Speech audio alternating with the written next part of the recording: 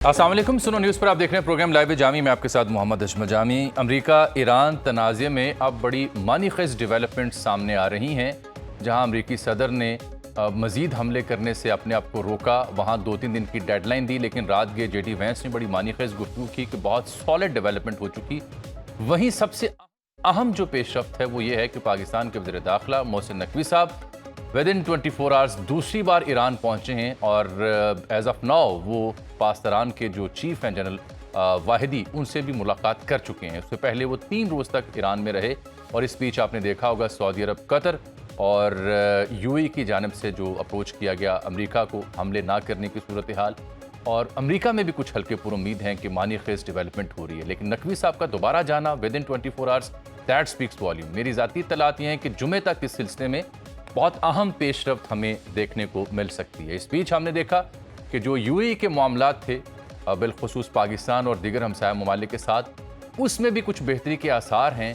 कुछ लोगों का मानना है कि खामोश सिफारतकारी के नतीजे में रब्ता हुआ है पाकिस्तान के साथ, ताल्लुकात बेहतर करने की ख्वाहिश का इजहार किया गया। और न्यूयॉर्क टाइम्स ने आज खबर छापी है कि असल में जब ईरान पर हमला किया गया और क़यादत जो उनकी टॉप नॉच थी उसको एलिमिनेट किया गया, जब शहादतें हुई सियासी और अस्करी क़यादत की, तो अमेरिका और इसराइल असल में मिलकर महमूद अहमदी नयाद के साथ उन्हें इंस्टॉल करने का सोच रहे थे कि ये मुतबादिल के तौर पर इंतहाई मुवाफिक होंगे। लेकिन ये प्लान एक्सपोज हुआ, नयाद साहब खुद मंजर आम से पीछे हटे और ये मनसूबा फ्लॉप हुआ अमेरिका और इसराइल का।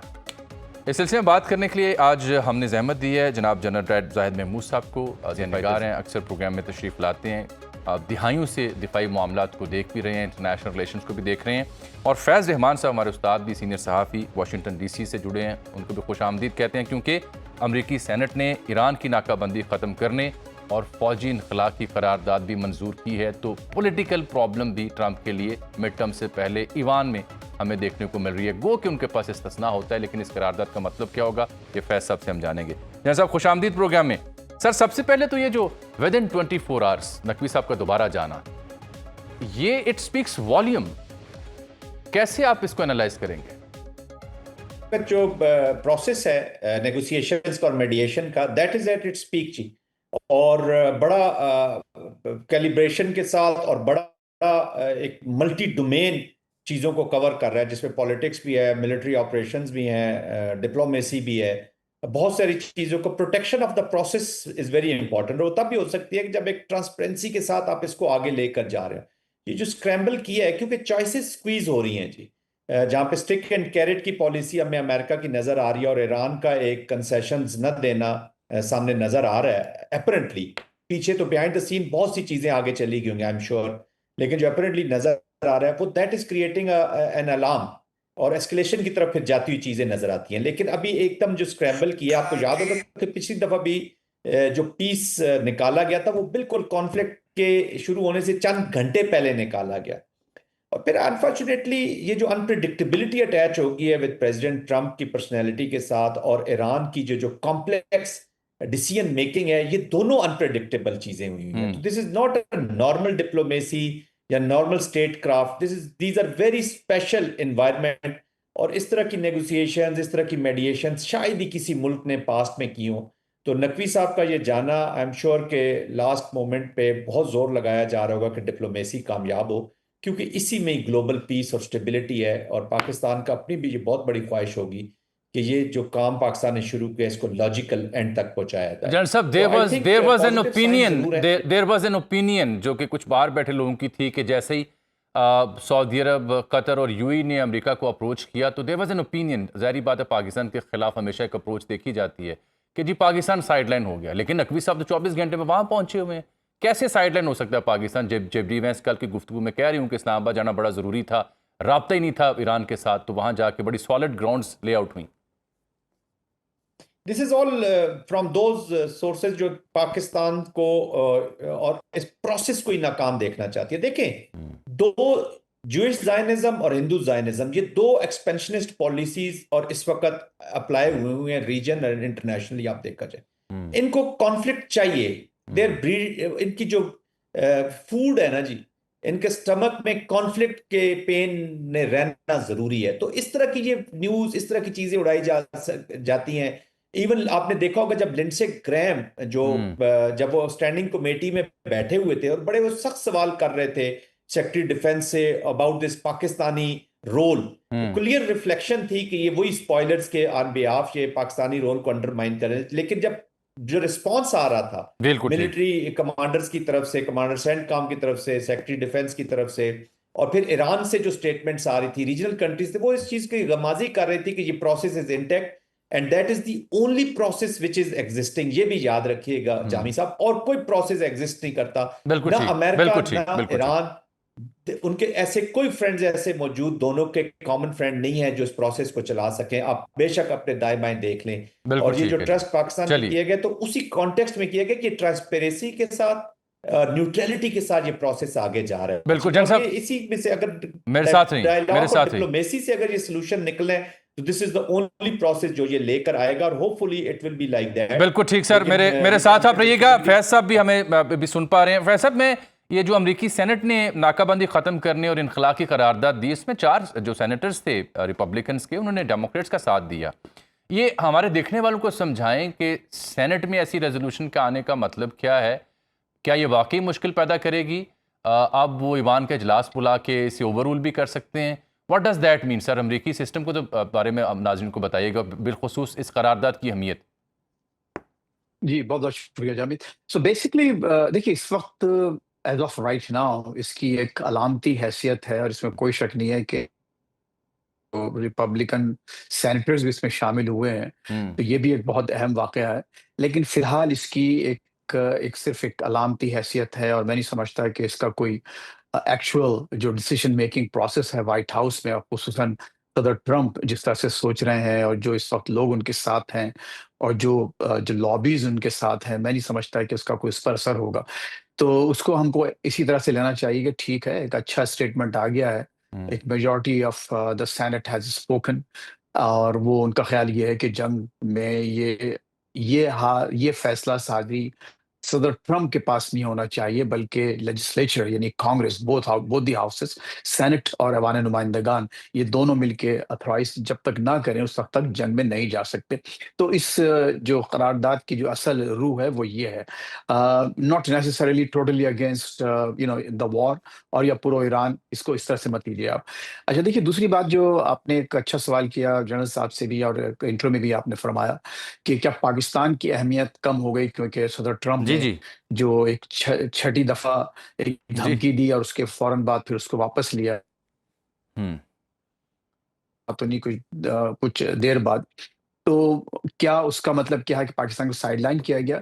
इसकी जो यहाँ पर रीडिंग है, या खुद मेरी जो अपनी ऑब्जर्वेशन और एनालिसिस है, वो ये है कि इन तीनों ममालिक जिनका जिक्र किया गया है, वो एक्चुअली उन्होंने अपनी एक आफियत के तौर पर रिक्वेस्ट की थी कि अगर आपने ये हमला किया दोबारा, तो फिर जाहिर है कि जो रिटेलिएशन होगी ईरान की, वो वहीं पर जानी है। यूएई है, और जाहिर है सऊदीया तो फिर भी इधर किसी हद तक उसने अपने आप को बचा रखा है, और उसकी वजह खुद पाकिस्तान की जो सालिसी है और जो उसका रोल है वो भी बहुत अहम।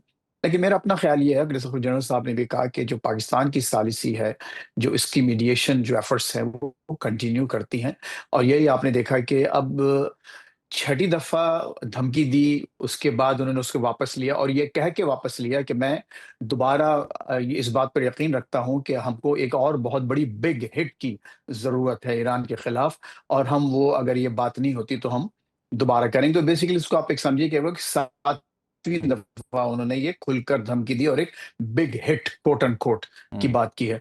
तो मोहसिन नकवी साहब का जो दौरा है वो कई लिहाज से बड़ा दिलचस्प भी है और इंतहाई अहम भी है। दिलचस्प मैं इसलिए कहूँगा कि आप ये देखिए कि ज़ाहिर है वो वज़ीर दाखिला हैं, और पाकिस्तान के इस वक्त दाखिली मामलात भी बड़ी तवज्जो के तालिब हैं, लेकिन इस मौके पर भी वो अपना वक्त निकाल कर एक सेंस ऑफ अर्जेंसी आपको नज़र आ रही है कि वो वहाँ जा रहे हैं। और वो इसलिए जा रहे हैं कि ज़ाहिर इस वक्त जो फील्ड मार्शल आसिम मुनीर साहब हैं, वो बराह रास्त इन टच हैं इस वक्त वाइट हाउस से, खुसूसन वाइस प्रेसिडेंट जेडी वैंस से, ठीक। और उनका जो रोल है इस वक्त, वो इस वक्त जैसे पिवटल रोल जिसे कहा जाता है, और यही वजह है कि उनके इंतहाई काबिल एतमाद जो एक साथी हैं वज़ीर दाखिला साहब, वो इस काम पर मामूर किए गए हैं कि वो ये मैसेजिंग करें।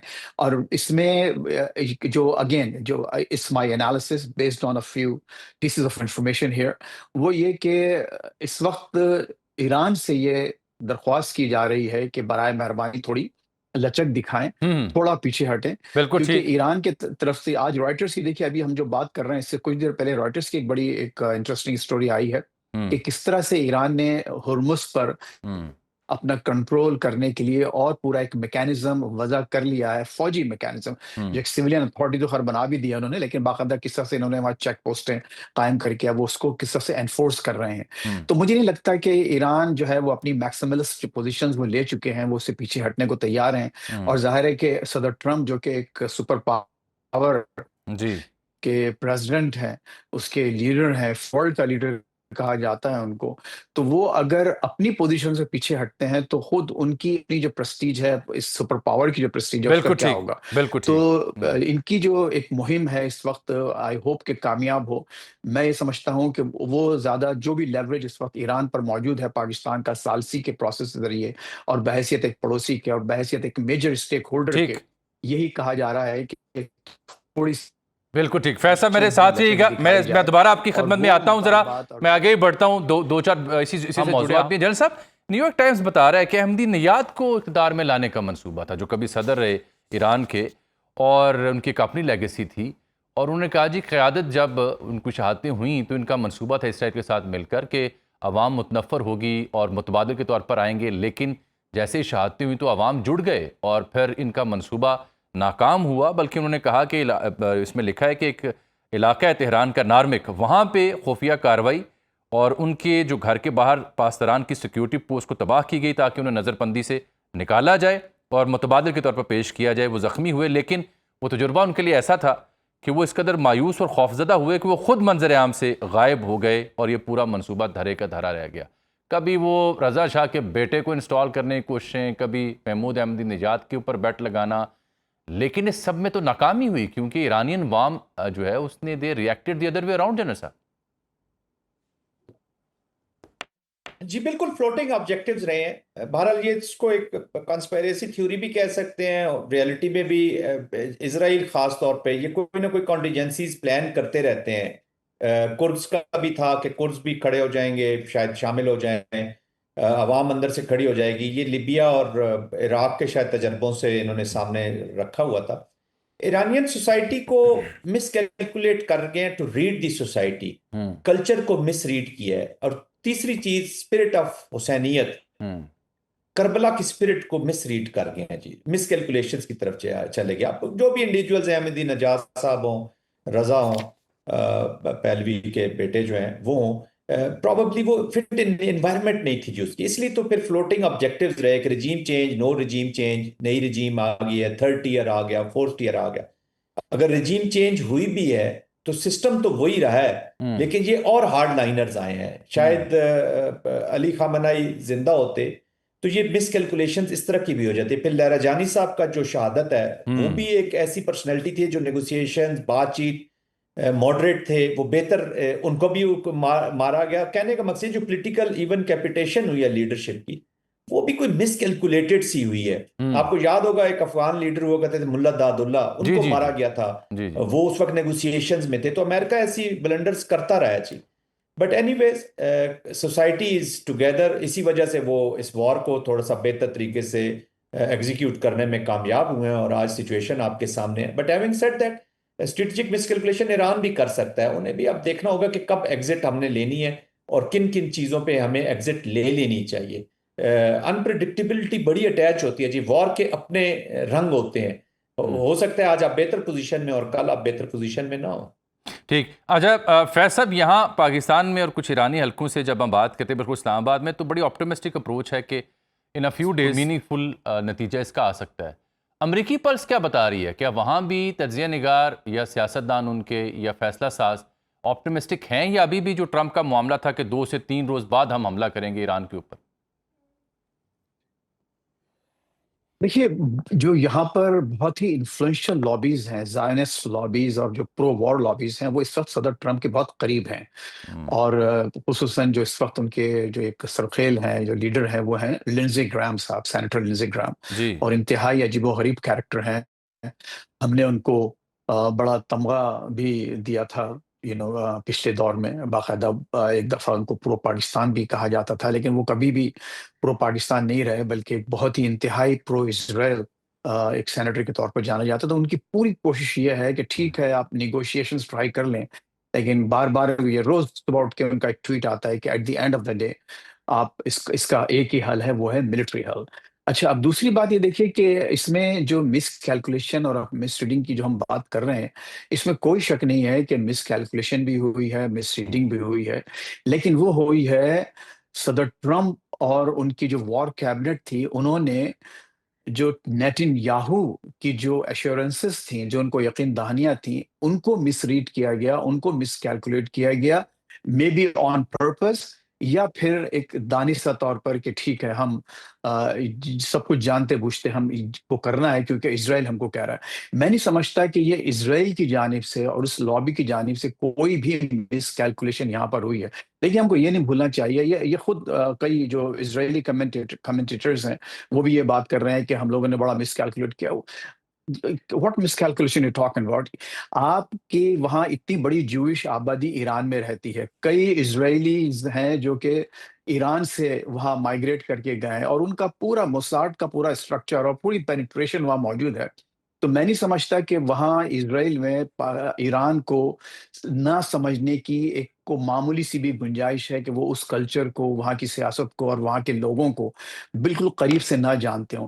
वो बिल्कुल सही समझे हैं और उन्होंने बिल्कुल सही अहदाफ रखे हैं। उनका हदफ ये है, और जो अहमदी नजात की जो स्टोरी उन्होंने आउट की है न्यूयॉर्क टाइम्स के ज़रिए, उसका भी पर्पज़ ये है कि उस सोसाइटी में मज़ीद डिवीज़न फैलाना, खुल्फ़-शार फैलाना, इंतशार फैलाना, सिविल वॉर तक इसको ले जाना और उसको इस तरह चलिए, से न्यूट्रलाइज़ ये करना है एक उस मुल्क को, उस ऑल्टरनेटिव पूरी ताकत पर्सपेक्टिव को। ज़रूर आपका ठीक है strategically speaking, but having said that, बहुत शुक्रिया जन साहब आपका भी, फैज साहब आपका भी, बट इस डिफरेंस ऑफ ओपिनियन के बावजूद I think the reality is कि जिस तरह से वो सोच रहे थे कि जब मरकज़ी क़यादत मंजर आम से गायब हो जाएगी तो लोग मैसेज एट लार्ज सड़कों पर आ जाएंगे, क़यादत संभाल लेंगे, पासदारान ख़त्म हो जाएंगे। ये ट्रंप खुद अपने मुँह से कई बार कह चुके हैं, ये भी कह चुके हैं कि उनके पास असलहा नहीं है, कुर तैयार करने की कोशिश की गई। तो ये भी तो फैक्ट है कि इस सारी अंडरस्टैंडिंग के बावजूद जो उनका रियल गेम ऑफ प्लान था वो कामयाब नहीं हो सका। एक ब्रेक लेते हैं यहाँ। प्रोग्राम में एक बार फिर से खुश आमदीद। हमें ज्वाइन किया one of very competent journalist, बिलखसूस अमरीका ईरान तनाज़े और इंटरनेशनल अफेयर्स पर उनकी बड़ी नज़र, अनस मलिक हमारे प्रोग्राम्स में अक्सर तशरीफ़ लाते हैं। Very thankful to him. Anas, Naqvi साहब within no time, I think within 24 hours दूसरा दौरा उनका तेहरान में, और फिर जिस तरह से सऊदी फॉरेन मिनिस्टर का भी ट्वीट आया हुआ है कि बहुत शुक्रिया ट्रंप का कि उन्होंने सिफारतकारी को मौका दिया।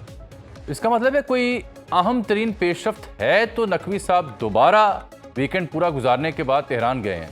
क्या खबर आपके पास? बहुत बहुत शुक्रिया। देखें, वीकेंड तेहरान में उन्होंने निकाला, जामी साहब, नकवी साहब ने वीकेंड जो है वो तेहरान में गुजारा था। पीर की रात को उनकी वापसी हुई थी। एक दिन मुश्किल से 24 घंटे उन्होंने पाकिस्तान में गुजारे और फिर अब वो दोबारा इस वक्त जो है वो तेहरान पहुंच चुके हैं। मेरी अंडरस्टैंडिंग ये है, तो दोनों साइड से जराये से बात हुई है, अंडरस्टैंडिंग ये नजर आ रही है कि मामला एक क्रिटिकल स्टेज की तरफ जा चुके हैं, जहां पर अब जो शटल डिप्लोमेसी जो है वो बहुत ज्यादा अहम अहमियत की हामिल हो गई है। और किसी तरह ईरानियन एस्टैब्लिशमेंट को ये बात बावर कराई जा रही है कि ये राइट मोमेंट है, जिसको जैसे सऊदी फॉरेन मिनिस्टर ने लिखा कि सीज दी अपॉर्चुनिटी। तो दोनों साइड पाकिस्तानी मीडिएटर्स इस बात को जरूर समझते हैं कि मामला जो है वो उस हद तक पहुंच चुके हैं, और इसी तनाजुर में अब जो है वो हमें नजर आता है कि सेनेटर मोहसिन नकवी वज़ीर दाखिला का जो दौरा है, लेकिन उनकी आज सिर्फ दौरा नहीं, उनकी एक अहम मुलाकात भी हुई है, और वो अहम मुलाकात है मेजर जनरल अहमद वाहिदी से, जो ईरान के पहले वज़ीर दाखिला भी थे। जब पाकिस्तान और ईरान के दरमियान तनाज़ा हुआ 2024 के जनवरी में, तो उस वक्त वो ईरान के वज़ीर दाखिला थे, और अब इस वक्त वो सरबराह है IRGC के पासदारान थे। उनसे जो अहम तरीन मुलाकात है वो इस बात की इंडिकेटर है कि मामला किसी तरफ जा रहे हैं और बर्फ पिघलती हुई नजर आ रही है।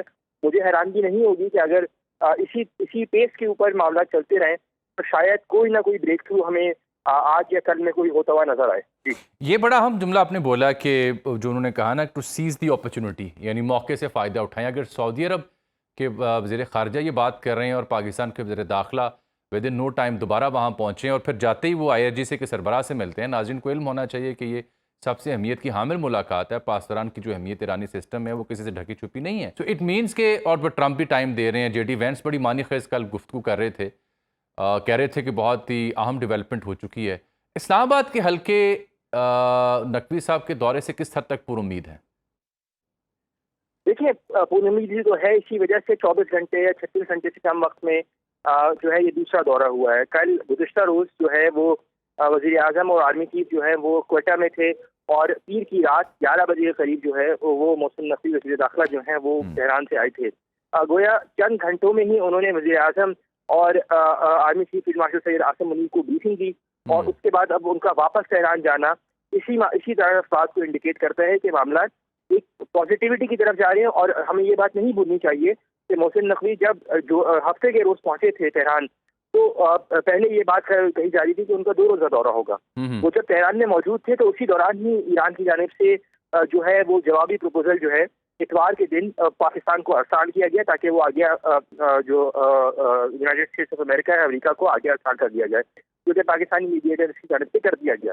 तो जो एक जैसे कहते हैं ना हिचकिचाहट थी, वो अब खत्म होते हुए हमें नजर आ रही है।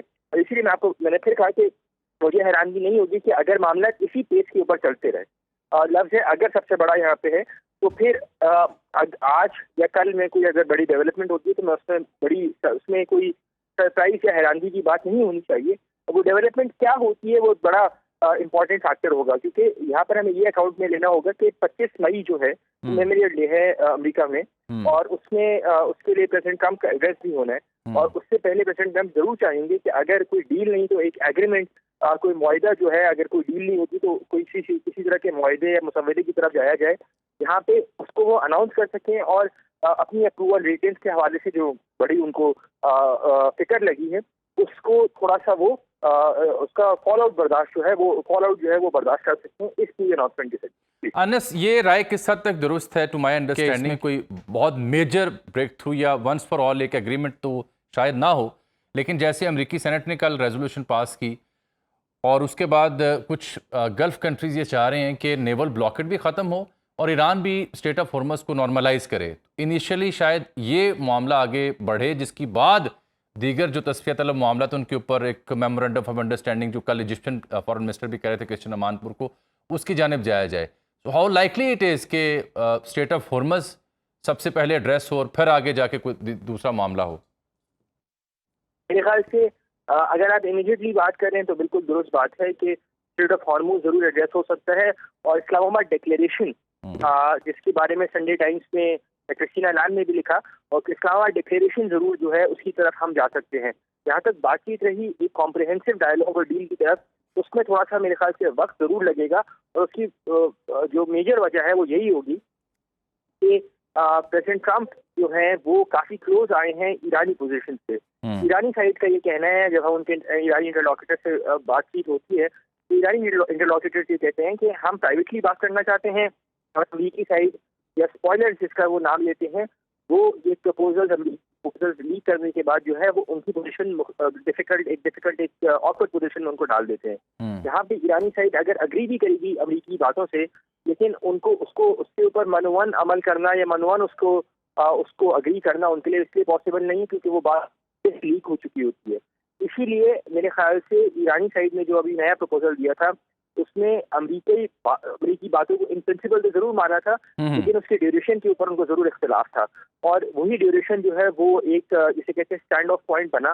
तो कोई बीच का रास्ता इस वक्त भी, जब मैं आपसे बात कर रहा हूँ तो वज़ीर दाखिला मोहसिन नकवी जो है वो उसी बीच के रास्ते के हवाले से लेके गए हैं।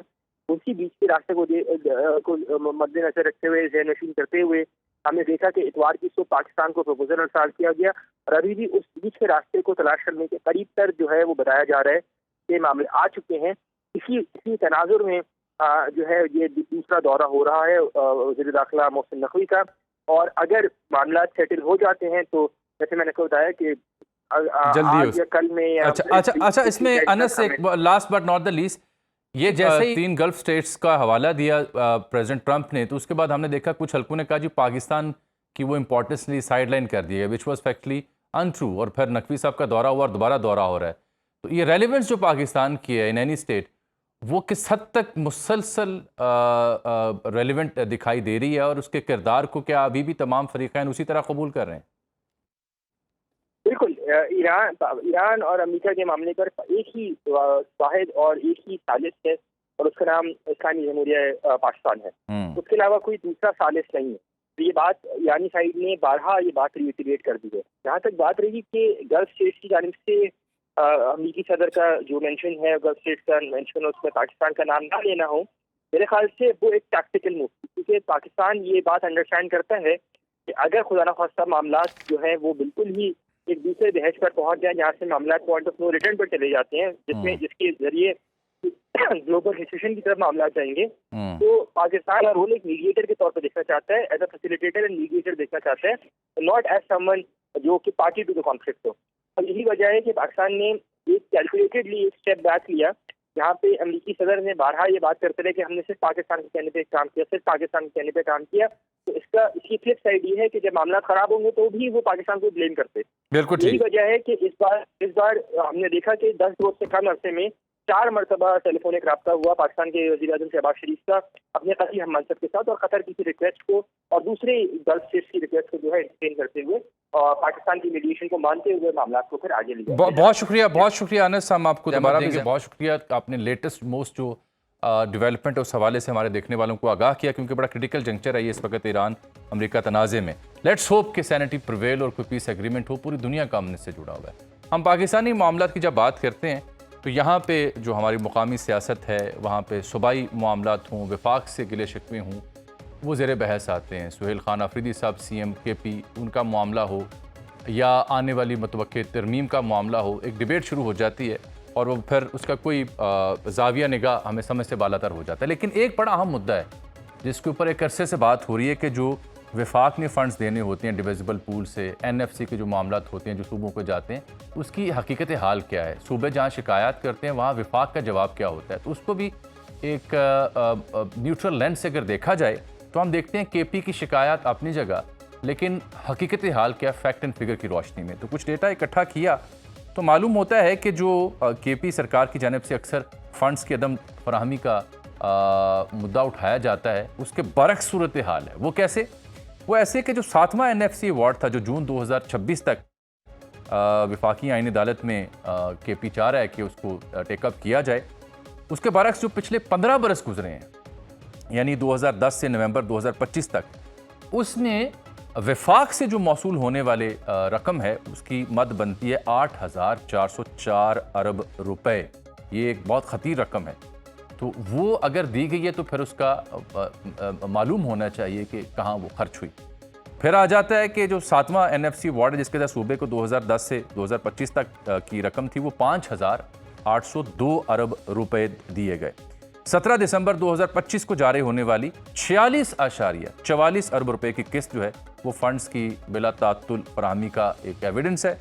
और पिछले 15 सालों में KP को 697.438 अरब रुपए फराहम किए गए, जिसके बायस इस हजम में मजमूई तौर पर जो ओवरऑल इजाफा हम देखें तो वो 600% बनता है एवरेज अगर निकाली जाए।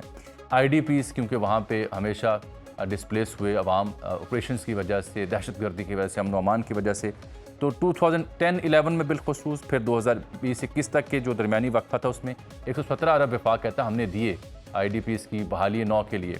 और रॉयल्टी जो मिलती है, गैस डेवलपमेंट सरचार्ज और एक्साइज ड्यूटी, और फिर स्ट्रीट ट्रांसफ़र की मद में KP को अब तक 482 अरब रुपए की रकम मुंतकिल की जा चुकी है। कबायली इस्लाह का मामला आपके साथ वफाक ये मानता है कि 2018 से अब तक 687 अरब रुपए इस सिलसिले में फराहम किए गए हैं।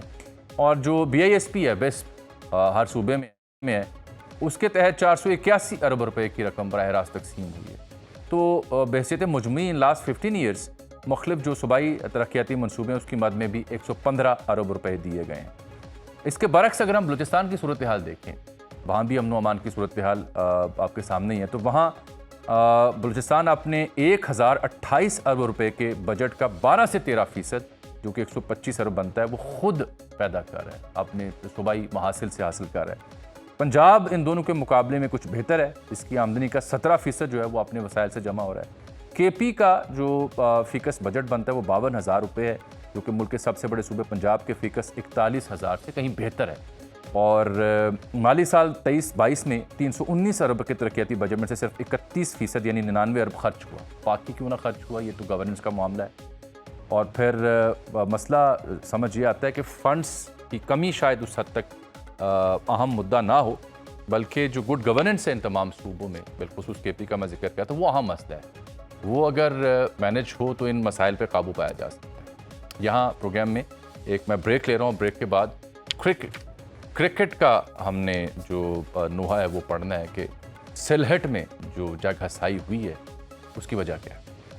प्रोग्राम में एक बार फिर से आपको खुशामदीद। हमने एक बार फिर जहमत दी है, मजबूर होकर, दिल बर्दाश्ता होकर जनाब मिर्ज़ा इकबाल बेग साहब को क्रिकेट इंसाइक्लोपीडिया खेल के मैदान का मोतबर तरीन नाम पाकिस्तान में। वजह ये कि आज सिलहट में, जो शुमाल मशरकी शहर है बांग्लादेश का, वहाँ सिलहट इंटरनेशनल क्रिकेट स्टेडियम में पाकिस्तानी क्रिकेट का जनाजा निकला है। 2-0 से बांग्लादेश ने क्लीन स्वीप किया। इससे पहले जब वो पाकिस्तान आए तो यहाँ आके भी 2-0 किया। पिछले 4 टेस्ट मैचेस टीम पाकिस्तान हारी। हालिया होने वाले 12-13 मैचेस में सिर्फ 2 या 3 टेस्ट मैचेस हम जीतने में कामयाब। और वो टीम दुनिया की जो जब से क्रिकेट खेल रही है पाकिस्तान बना, अपनी फास्ट बॉलिंग के लिए जानी जाती थी। पिछले 4 बरसों में डाटा जो मैंने निकाला, हमारी फास्ट बॉलिंग 11वें नंबर पर है। आखिरी नंबर पर आयरलैंड की फास्ट बॉलिंग है, यानी हमारे फास्ट बॉलर 37 या 38 की औसत से विकेट लेने में कामयाब हुए। हमारी फास्ट बॉलिंग से बेहतर अफगानिस्तान, जिम्बाब्वे और बांग्लादेश की फास्ट बॉलिंग। इस पूरी सीरीज में बांग्लादेश के फास्ट बॉलर की पेस 145 के करीब थी, उससे भी ज़्यादा थी, और हमारे यहाँ एवरेज 135-140 तक जाने में भी नाकाम थी। तो ये तबाही और बर्बादी के जो दास्तान है, जिससे अवाम बड़ी दिल बर्दाश्ता हुए हैं, सदमे में है, तकलीफ़ में है, इसका पोस्टमार्टम करना है। दैट्स वाई मैंने आज फिर मिर्ज़ा साहब को जहमत दी। मिर्ज़ा साहब, मैं बड़ा आज दुखी हूँ ज़ाती तौर पर। मैं एक पाकिस्तानी के तौर पर आपसे बात कर रहा हूँ, एक क्रिकेट शायक के तौर पर आपसे बात कर रहा हूँ। ये ना थी हमारी किस्मत सर। ये हुआ क्या है 2 टेस्ट मैचेस की सीरीज में? ये जामी साहब, बिल्कुल अब हम पाकिस्तान की मायूसकुन कारकर्दगी का नोहा पढ़ते ही रहेंगे। इस कारकर्दगी पर हम अफसोस करते ही रहेंगे, लेकिन किसी के कानों पे जू नहीं रेंगेगी। आपने बिल्कुल सही जिक्र किया। 16 अक्टूबर 1952 को जब पाकिस्तान ने अपना जी पहला टेस्ट मैच भारत के खिलाफ फिरोज शाह कोटला ग्राउंड नई दिल्ली में खेला, तो उसके बाद से अब तक ये जो सूरत हाल है पाकिस्तान की बॉलिंग की, पाकिस्तान की बैटिंग की, पाकिस्तान की फील्डिंग की, लगता ये है कि इन सबका माइंडसेट जो है वो T20 क्रिकेट की तरफ हो गया है। क्योंकि T20 क्रिकेट में फास्ट बॉलर को 4 ओवर कराने होते हैं। 2 ओवर्स का पहले स्पेल कर लेता है, 2 ओवर्स का बाद में कर लेता है और उसमें जोर लगाता है, और हम तालियां बजाते हैं कि देखो भाई क्या स्पीड है। और आप देखेंगे 150 किलोमीटर फी घंटे की रफ्तार से बॉलिंग की है नाहिद राणा ने। दुबले पतले से, 22 बरस उनकी उम्र, कहीं दुनिया में ज्यादा किसी ट्रेनिंग नहीं ली। लेकिन मसला ये है कि उनके साथ कौन है? शॉन टेट, जिसे हमने भगा दिया, ऑस्ट्रेलिया का फास्ट बॉलर, वो उनका बॉलिंग कोच है।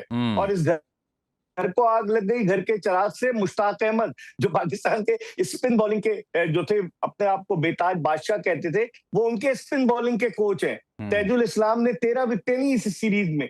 तो हमें क्या हो गया है? बहुत सारी वजूहात हैं। एक तो माइंडसेट खिलाड़ियों का, सबका दिमाग T20 क्रिकेट की तरफ चला गया है। करोड़ों रुपए मिलते हैं तो वो कहते हैं कि तो शॉर्टकट हम है, और बिल्कुल हम शॉर्टकट से हम जो है वो पैसे कमा लेंगे।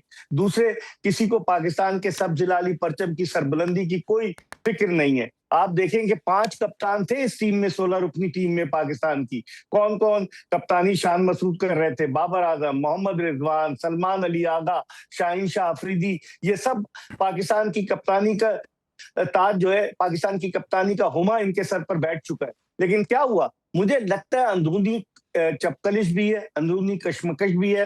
माना कि शान मसूद जो है वो नाकाम रहे, 16 में से 12 टेस्ट मैचेस उनकी कप्तानी में हमारे, और अब वो आकर इस्तीफा देंगे। लेकिन बनाएंगे किसको? ये ताज किसके सर पर सजेगा? क्या म्यूजिकल चेयर का ये गेम जामी साहब यूं ही जारी रहेगा और हम और आप यूं ही कफे अफसोस करते रहेंगे?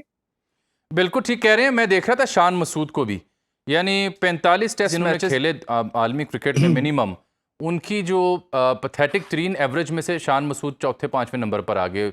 रमीज़ राजा को ही शुमार होता है उसमें, ग्रांड फ्लावर और दीगर का भी। यानी दुनिया में अगर किसी ने 45 टेस्ट मैच खेले हैं तो इतनी पैथेटिक एवरेज किसी की नहीं है।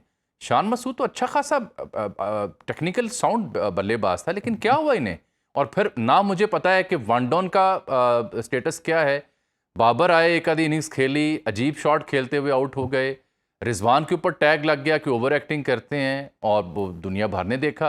वो तो भला हो ये जो दो लड़के नए अजान अवैस और अब्दुल्ला फजल की थोड़ी बहुत इनिंग्स खेली डेब्यू में, कुछ भरम रह गया, वरना तो बल्लेबाजी का ना मुझे समझ आई कौन किस नंबर पे है, कैसे खेलने आ रहा है, ये क्या हुआ है?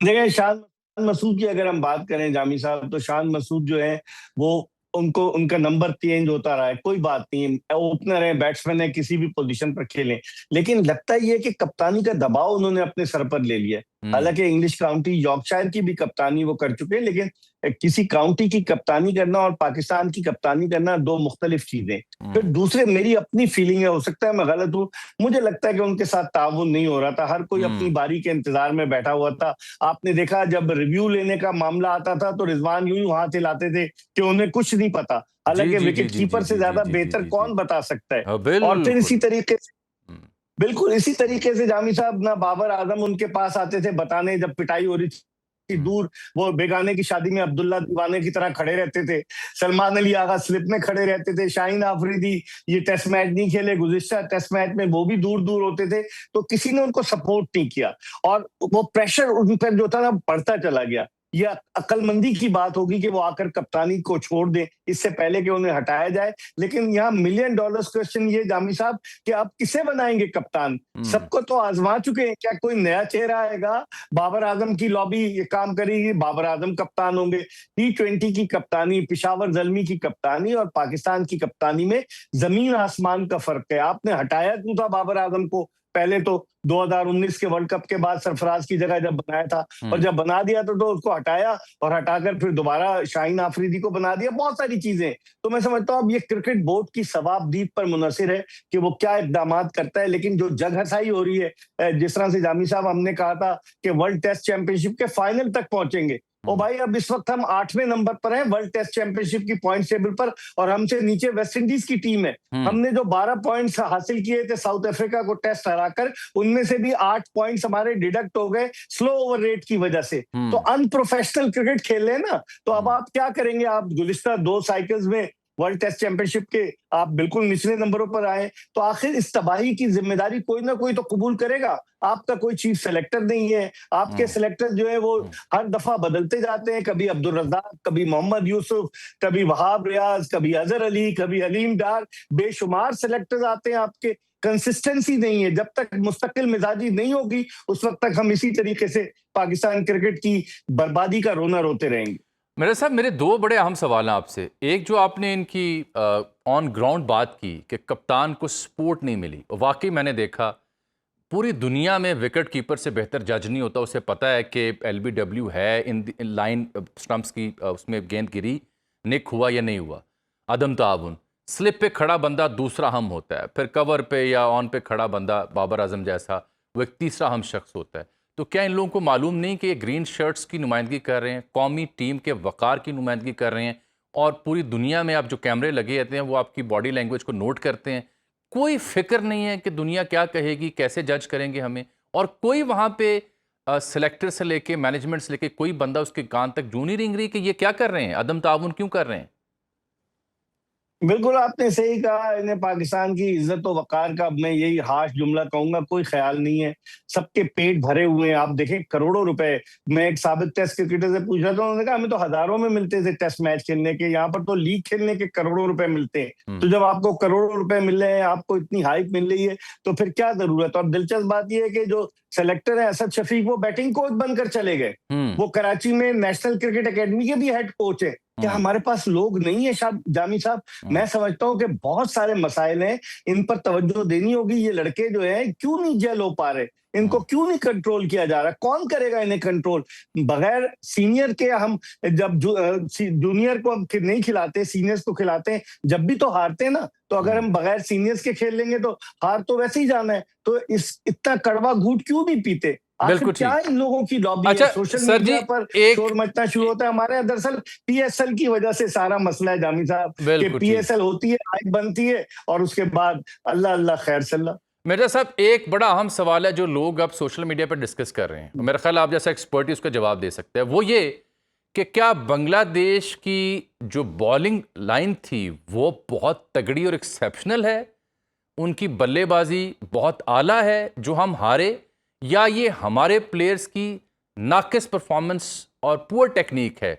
ये लोग पूछ रहे हैं कि जी क्या बांग्लादेश बहुत इंप्रूव कर गया ओवर द ईयर्स हमसे, या हम डिक्लाइन कर गए? इसमें कोई शक जी नहीं कि बांग्लादेश ने बहुत ज्यादा इंप्रूव कर दिया है। अब आप देखिए, शॉन टेट उनके बॉलिंग कोच हैं, मुश्ताक अहमद उनके स्पिन बॉलिंग कोच है, Shaun Tait fast bowling coach है, मोहम्मद अशरफुल जो उनके फॉर्मर कैप्टन थे जिन्होंने डेब्यू पे 100 किए थे, वो उनके बैटिंग कोच हैं। फिल सिमंस वेस्ट इंडीज के, वो उनके साथ हैं। फिर जो हमारे आया था जो अपना एंडी एडी हेमिंग्स, ये जो आके टोनी हेमिंग्स जो क्यूरेटर था, उसको भी बांग्लादेश ले गए, पिचेस वो बना रहा है। अब आप मुश्ताक अहमद, अब आप बताए ना कि जो लोग हमारे पास थे, शॉन टेट हमारे पास था, वो भी उधर चला गया। उन्होंने मेहनत की है, उन्होंने अपनी टीम को बनाया है। वरना जब बांग्लादेश को टेस्ट स्टेटस मिला था 2000 में, तो उस वक्त 35 में से 34 टेस्ट मैच बांग्लादेश हारा था। लेकिन आप देखिए बांग्लादेश कहाँ जा रहा है। उनके यहाँ प्रोफेशनलिज्म है, एकेडमीज है। हमारे यहाँ एकेडमीज जो है बोर्डिंग एंड लॉजिंग फैसिलिटीज का मरकज बनी हुई है। उनके पास एकेडमीज में यंग टैलेंट को मौका दिया जाता है। हमारे यंग टैलेंट को खिलाते हुए डरते हैं। हमने खिलाया ना अजान ओवैस को, हमने खिलाया ना अब्दुल्ला फजल को। एक तो वो डोमेस्टिक क्रिकेट खेल कर आए, 11 सेंचुरियां थी अजान ओवैस की और 6 या 7 सेंचुरियां अब्दुल्ला फजल की। और हमारे सुपरस्टार वो जब ऑफ सीजन होता है वो कहते हैं नहीं जी हम डोमेस्टिक नहीं खेलेंगे, हम सिर्फ पाकिस्तान की सब कैप सजाएंगे अपने सर पर। तो कोई तो हो ना जो इनको लगाम दे, कोई हो तो सही तो इस बारे में फैसला दे। इसके बरक्स सर, मैं इंडिया में देख रहा था, रोहित शर्मा को डोमेस्टिक खेलनी पड़ी, विराट कोहली को वापस आके बैरून मुल्क से डोमेस्टिक खेलनी पड़ी। सर शायकीन वहां इकट्ठे होकर उन्हें देख रहे, डोमेस्टिक खेलनी पड़ी उन्हें। ये हमारे प्लेयर कोई कोहली से और शर्मा से बड़े हैं? एक दूसरी बात, वहां मैंने देखा और दुनिया भर में जो लेजेंड्स हैं उनसे क्रिकेट बोर्ड भी मुस्तफीद होता है, प्लेयर्स इंडिविजुअली भी मुस्तफीद होते हैं, उनके इंडिविजुअल कोच भी होते हैं। मुश्ताक साहब इंग्लैंड से लेके बांग्लादेश तक तो रहनुमाई करते हैं, हमारा क्रिकेट बोर्ड घास क्यों नहीं डालता? क्या हमारे यहाँ सीनियर्स विलिंग नहीं है? ये नहीं, ऐसी बात नहीं है, चराग तले अंधेरे वाली बात है। लेकिन मसला ये है कि हमारे यहाँ जब जो साबिक टेस्ट क्रिकेटर्स हैं, जब उनका असाइनमेंट उन्हें नहीं मिलता तो वो बोर्ड पर तनकीद शुरू कर देते हैं। और जब वो क्रिकेट बोर्ड में आते हैं, उन्हें पैसे मिलना शुरू होते हैं, तो बोर्ड की तारीफ में जमीन और आसमान के कलावे मिला देते हैं। हमारे यहाँ है, लेकिन कुछ लोग आने नहीं देते, जिनकी दुकानें बंद हो जाएंगी। कॉम्पिटेंट आदमी आ जाएगा तो इन लोगों की दुकानें बंद हो जाएंगी, इसलिए ये कहते हैं कि इन्हीं के साथ चलते रहो। अब आप देखिए, I have nothing against Sarfaraz इस टीम के कप्तान थे जिसके कई खिलाड़ी खेल रहे हैं। अब उनको आपने अचानक हेड कोच बना दिया, ये भी ज्यादती है। फिर क्या होता है कि वो डिस्टेंस नहीं रहता। आपके पास इतने बड़े बड़े ग्रेड्स हैं, आप उनको नहीं अगर इस्तेमाल करेंगे तो फिर क्या होगा? मेरे साहब last but not the least, एक सवाल मैं हमेशा आपसे पूछता हूं, अब फिर मैं देख रहा था एक्स के ऊपर, बिलखुसूस ट्विटर के ऊपर ये डिबेट जारी थी। आपने डोमेस्टिक क्रिकेट भी देखी है, मुकामी लोगों को भी जानते हैं, ऑनेस्टली मुझे बताएं, क्या इस वक्त पाकिस्तान में ऐसा बॉलर है जो 140-45 से गेंद करता है, टेस्ट खेल सकता है? अगर हैं तो कुछ नाम तो गिनवाएं। और क्या कोई ऐसा बल्लेबाज है जो वन डाउन में मिडिल ऑर्डर में पाकिस्तान को स्ट्रेंथन कर सके, या बिल्कुल नहीं है? मुझे लगता है जाती तौर पर है ही नहीं, अब टैलेंट टूट चुका है। नहीं है अली रजा, जिसका ताल्लुक सियालकोट से, क्या तेज गेंदे की, आप उसको ग्रूम तो करें। यहाँ तो लॉबीज आने नहीं देती लड़के को। हुनैन शाह को आप मौका तो दें, जाके वो परफॉर्म करे। और भी कई बॉलर्स हैं, अंडर 19 के बॉलर्स हैं। साद बेग विकेट कीपर बैट्समैन इतना जबरदस्त था, उसने 1000 रन डोमेस्टिक सीजन में किए। हर दफा 1000 रन नहीं होते। पाकिस्तान अंडर 19 का कप्तान था, उसको आपने दूध में से मक्खी की तरह निकाल बाहर किया। ऐसे कई प्लेयर्स हैं। मोहम्मद हुरैरा जो शोएब मलिक का रिलेटिव है, जिसने डेब्यू किया 2 टेस्ट के बाद, आपने उससे किस्से पारीना बना दिया। जिस लड़के ने डोमेस्टिक क्रिकेट में ट्रिपल सेंचुरी बनाई हो, तो इसका मतलब है कि आप लड़कों को लाते हैं और दूध में से मक्खी की तरह फेंक देते हैं, उन्हें किस्से पारीना बना देते हैं। ऐसे तो आपकी टीम नहीं सेट हो पाएगी। बिल्कुल ठीक। मेरे साहब बहुत बहुत शुक्रिया आपके कीमती वक्त का। ये रिफ्लेक्शन करनी होगी, मैनेजमेंट हो, सिलेक्शन कमेटी हो, पीसीबी का जिम्मेदार हूँ, ये हमारे अपने खिलाड़ी हूँ, कि जब आप ग्राउंड में जाते हैं तो इस ग्रीन शर्ट्स का, ग्रीन कैप का, इस परचम का तो लिहाज करें, अपनी चप्पश बाद में रखें, लेकिन अगर आप लिहाज नहीं करेंगे तो नताइज वही निकलेंगे जो आज निकल रहे हैं। पूरी दुनिया में आज जग हसाई हुई है। वसीम अकरम से लेकर तमाम लेजेंड्स इस शिकस्त के ऊपर गमज़दा दिखाई देते हैं। और शायकीन क्रिकेट पाकिस्तान का क्या जिक्र कीजिए, उनके पास बात करने कुछ बाकी नहीं रहा। क्रिकेट से रूठ चुके हैं शायकीन, वो शायकीन जो ग्लूड होते थे टीवी स्क्रीन के सामने, अब मैच नहीं देखते। हाइलाइट्स और नतीजा क्रिक इन्फो देख के समझ जाते हैं कि शिकस्त हमारा मुकद्दर बने। इजाज़त दीजिए आज के लिए, आपसे मुलाकात होगी अगले प्रोग्राम में, तब तक के लिए अल्लाह।